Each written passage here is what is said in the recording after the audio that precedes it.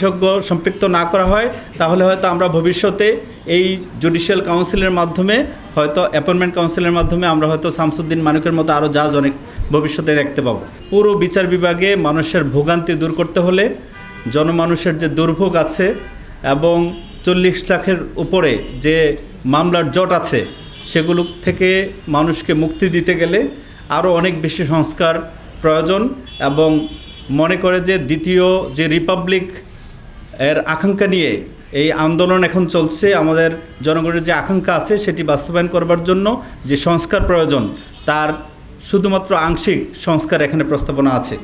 যে সংস্কারটি প্রস্তাবিত হয়েছে গ্যাজেট বিজ্ঞপ্তির মাধ্যমে সেই সংস্কারটি সম্পর্কে আমাদের কিছু মূল্যায়ন আছে। কারণ হলো এখানে যাদেরকে সন্নিবেশিত করা হয়েছে এই 7 জনের মধ্যে 7 জনই আইন অঙ্গনের মানুষ। এই যে আইনের দৃষ্টিভঙ্গি এবং সমাজের দৃষ্টিভঙ্গি দুইটা একসাথে যদি না হয়, সমাজের পারসেপশানের সাথে যদি আইনজীবী এবং জাজদের পারসেপশানের মিলন না ঘটে এবং সমাজ যদি মনে না করে যে বিচারটা আমাদের জন্য হচ্ছে, এই যে justice has to be seen to be done, এই যে মানে আইনের একটা বয়ান, এটা যদি মানুষ না দেখতে পারে তাহলে আলটিমেটলি বিচার যে এখানে হচ্ছে, জাস্টিস যে হচ্ছে, এটা কি প্রমাণ করা যাবে না। এজন্য আমাদের প্রস্তাবনা হলো কানাডা, ইংল্যান্ড সহ, অস্ট্রেলিয়া সহ কমন ল কান্ট্রিজ যারা আছে তাদের ওখানে লে পিপল সেখানে রাখা বাধ্যতামূলক থাকে। লে মেম্বার থাকবে, সাধারণ লোকজন থাকবে, মনস্তাত্ত্বিক থাকতে পারে, সাইকোলজিস্ট থাকতে পারে, আপনার সোশ্যোলজিস্ট থাকতে পারে, সাহিত্যিক থাকতে পারে, যারা জাজদের চিন্তাভাবনা আচরণ নিয়োগের ক্ষেত্রে বিচার করবে।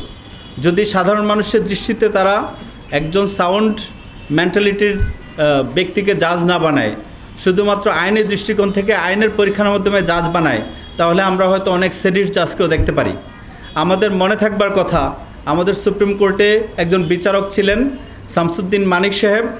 আর না হয় যদি এই ধরনের সাধারণ মানুষকে সম্পৃক্ত না করা হয়, মনস্তাত্ত্বিক সেখানে বিশেষজ্ঞ সম্পৃক্ত না করা হয়, তাহলে হয়তো আমরা ভবিষ্যতে এই জুডিশিয়াল কাউন্সিলের মাধ্যমে হয়তো অ্যাপয়েন্টমেন্ট কাউন্সিলের মাধ্যমে আমরা হয়তো শামসুদ্দিন মানিকের মতো আরও জাজ অনেক ভবিষ্যতে দেখতে পাবো। আমরা আশা করছি কমিশন এগুলোকে গুরুত্ব দিয়ে দেখবে এবং এই বিষয়টা পরিবর্তন করবে এবং সাধারণ মানুষ, সাধারণ সদস্যদেরকে এখানে সন্নিবেশ করবে।